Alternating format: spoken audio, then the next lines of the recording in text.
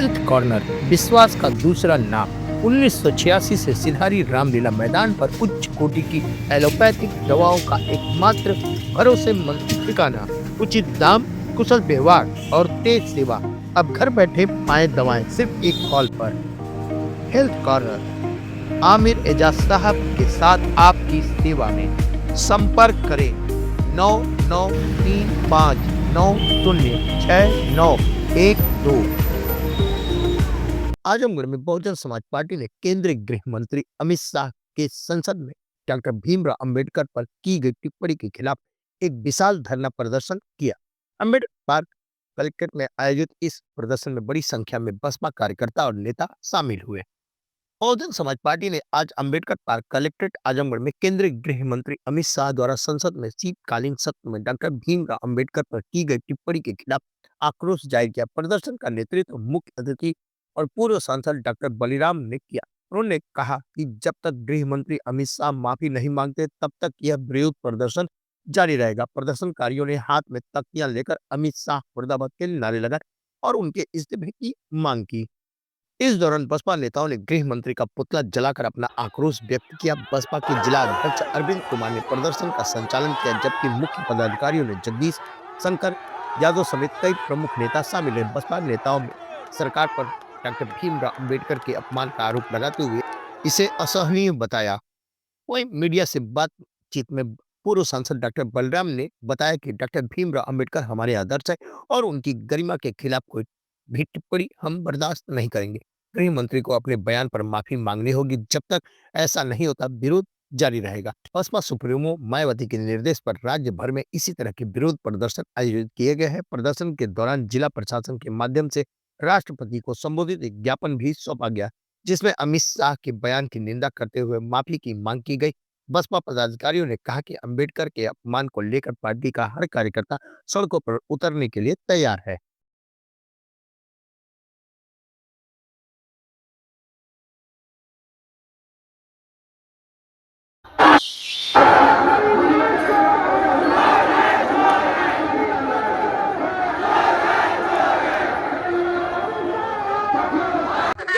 आज आप लोग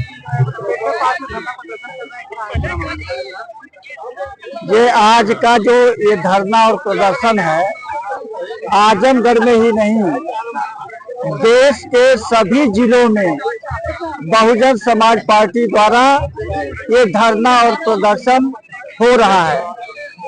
18 दिसंबर को पार्लियामेंट में जो अमित शाह ने बाबा साहब डॉक्टर अंबेडकर के प्रति जो अपमानजनक उन्होंने टिप्पणी की है, उस टिप्पणी से पूरे देश का ये जो बहुजन समाज है वो आहत है। 19 दिसंबर को बहन कुमारी मायावती जी ने उनको चेतावनी दिया था कि आप माफी मांगे और आपने जो पार्लियामेंट में कहा है उस शब्द को आप वापस लीजिए, और नहीं तो हम पूरे देश में इस तरह का धरना और प्रदर्शन करेंगे कि पूरे देश के लोग थर-थर रह जाएंगे। इसलिए आज हम लोग ये धरना और प्रदर्शन कर रहे हैं, क्योंकि बाबा साहब डॉक्टर अंबेडकर अगर नहीं होते तो शायद अंग्रेज इस देश को छोड़ करके जाते नहीं।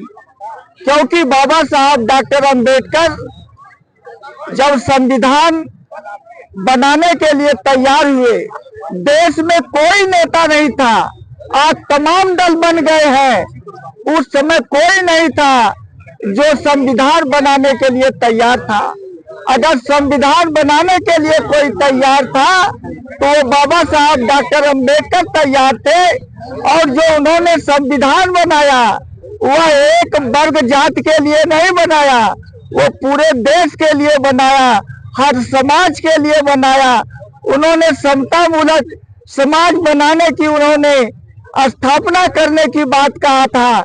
इसलिए उन्होंने कहा कि जात विहीन और धर्म विहीन समाज होना चाहिए, और ऐसे महान व्यक्तित्व के ऊपर एक साधारण सा आदमी जो इस देश का गृह मंत्री बना हुआ है, अमित शाह, उन्होंने टिप्पणी किया। या तो उसने बाबा साहब डॉक्टर अंबेडकर को पढ़ा नहीं है, या तो उनके बारे में जानता नहीं है, इस तरह से वह टिप्पणी किया है। मैं कहना चाहता हूं कि बाबा साहब डॉक्टर अंबेडकर ने इस देश के दबे कुचले ही नहीं, हर समाज के, जो महिला समाज है, उस महिला समाज को पढ़ाई लिखाई करने का बाबा साहब डॉक्टर अंबेडकर ने अधिकार दिया। इसलिए हर समाज के लोग दुखी हैं। यहाँ अपर कास्ट के भी बड़े पैमाने पर भाई आए हैं, हमारे पिछड़े समाज के भाई आए हैं, हमारे माइनॉरिटी के भाई आए हैं, हमारे दलित समाज के भाई आए हैं। इसलिए सबके अंदर आक्रोश है। अभी तो बहन जी ने शांतिपूर्ण ढंग से यह धरना और प्रदर्शन करने के लिए कहा है। अगर इस धरना और प्रदर्शन के बावजूद अगर वो नहीं मानते हैं तो हम इस देश को चलने नहीं देंगे। ये पूरा देश बंद होगा और तब अमित शाह को पता चलेगा कि बहुजन समाज पार्टी की ताकत क्या है।